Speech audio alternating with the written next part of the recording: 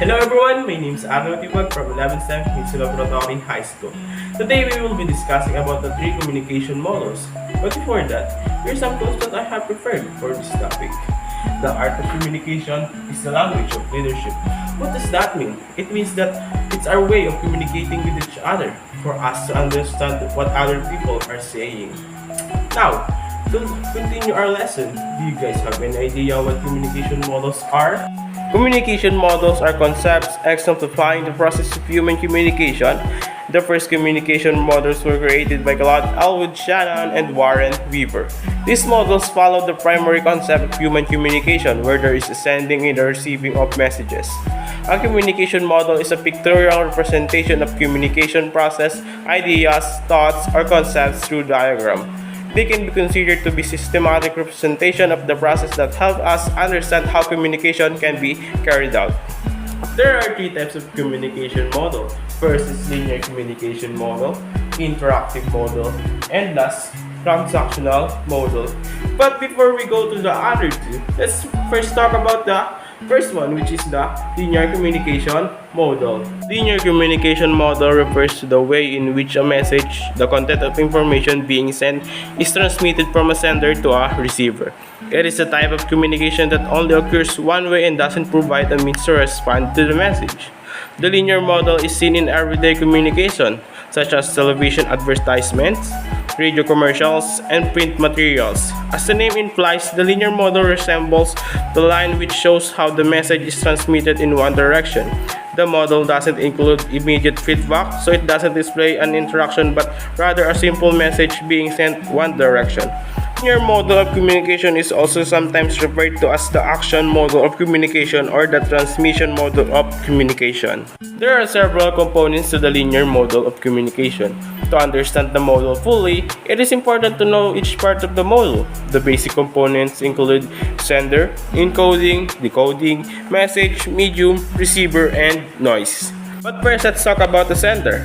The sender is a linear model contains a specified set of components that must be present for communication to occur, with the sender being the person who transmits the message once it has been encoded. Second, encoding. The process of turning a message into codes compatible with the channel and intelligible by the recipient is known as encoding. Third, decoding. Decoding is the process of converting an encoded message into a language that the recipient can comprehend. Fourth, message. The information transmitted from the sender to the receiver is referred to as a message. The idea, information being delivered is the message. Fifth, medium. The medium via which the communication is transmitted is referred to as the channel. The message is delivered through any means, email, radio, or television. 6. Receiver. The receiver is the individual who receives the message once it has been decoded. The communication is decoded and reviewed by the recipient. And last, noise. Noise is the disturbance of the communication process in terms of channel or understandability. Noise is defined as anything that prevents a message from being sent or received. Now, did you know that the linear communication model was first presented in 1949 by Shannon and Weaver for Bell Laboratories? This model was designed to show the function of radio and telephone communication. Shannon and Weaver also include noise of interference that distorts understanding between the speaker and the listener. Did you guys learn important things in the topic? If you have, then let's go with the next communication models, which is interactive models. The interactive model of communication is defined as an exchange of ideas or information or message from a sender to a receiver and then vice versa. The interactive model suggests that participants alternate position as a sender and the receiver. This model allows for feedback which is absent in the linear model of communication. The incorporation of feedback loop is one of the most prominent elements of the interactive communication model. It leads to a better knowledge of the function of the transmitter and the recipient in the communication process, and the description of verbal and non-verbal communication.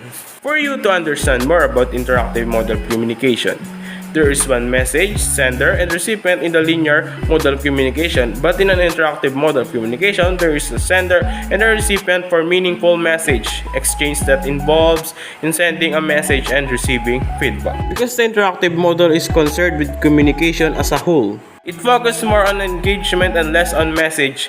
The model recognized that many messages are sent accidentally or are never acknowledged. The interactive model of communication, also known as the convergence model, is all about giving and take, as opposed to the linear model's one-way straight line kind of communication. It is based on a communication exchange between the sender and the receiver, as well as from the sender to the recipient and back. The interactive approach allows for feedback, which the linear model does not. Newspapers, books, and the internet might be considered the best form of interactive communication because the receiver can provide comments. Here are the components of the interactive model of communication. First, encoder, source, decoder. The basis of this type of interactive communication is the individual who sent the information in the first place, and the encoder and decoder are the same place. Encoder and decoder are terms used to describe the second source when transmitting a message. The origin will operate as an encoder, and when receiving a message, it will act as a decoder. The message will be decoded by the second source of communication, which will then send out another message. After that, it will encode it and send it to the initial source. When decryption takes place, the source is referred to as the encoder and decoder. Second, message. Messages are the piece of information that are transmitted and received throughout the interactive communication process. Lastly, feedback. After receiving the first message, the decoder will generate a second, which is referred to as a feedback. A patient might, for example, ask you a question in response to the health data you provide. And feedback systems allows for a more complicated understanding of the roles of people involved in the communication exchange. Our team contains two sender receivers who exchange messages instead of one sender, one message and one receiver. To keep a communication interaction flowing, each participant switch roles as a sender and receiver. Here are the advantages of the interactive model of communication. Both parties can voice their opinions. It has a dynamic nature. Sender and recipient interchanges are equally active. Semantic noise helps in the interpretation of messages. Interpretation makes communication effective. Psychological context helps in understanding the communication process. Though interactive models are good, there's still disadvantages, like the interactive model of communication is a type of interaction that is widely used on the web and internet.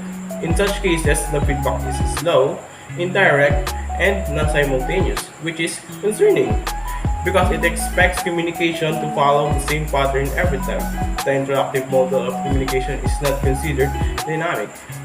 The sender and recipient are not always engaged in the interactive communication process. We switch between the roles of sender and receiver relatively fast and often without conscious thinking, even though it appears to be detectable in deliberate activity. It is unconcerned about the social, political, and economic factors that influence communication. We switch between transmitter and receiver roles rapidly and often without thinking about it. Now, let's move on to the last part of the communication models, which is transactional model. The transactional model of communication is defined as a two-way communication process in which senders and receiver keep on interchanging their position as a communicators to not just exchange messages but also to construct their social realities within physical, psychological, social, relational, and cultural contexts. The sender and receiver's role in this type of communication differs significantly from the other models, as instead of being labeled as sender or receivers, participants of the transactional model of communication are called communicators.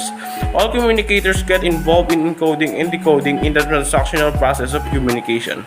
The transactional model of communication is the communication model in which both the sender and receiver play an equal important role. The audience appreciate it as both parties are involved. In this model, communicators do not just communicate for exchanging messages or information.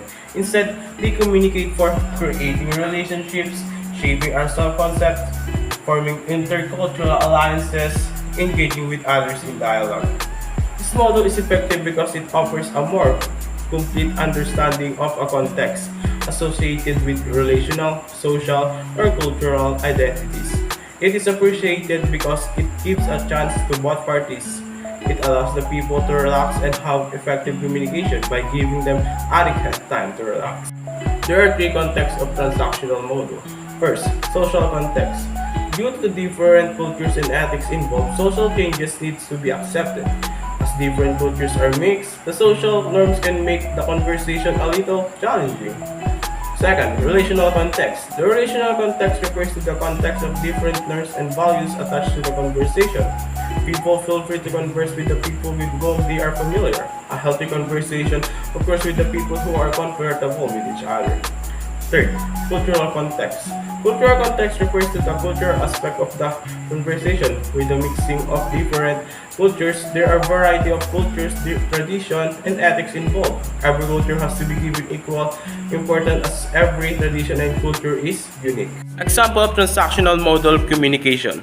Suppose a patient is there at the clinic. A doctor comes and treats him. A nurse comes to check him and treats him well. Here, the nurse and the patient form a relationship.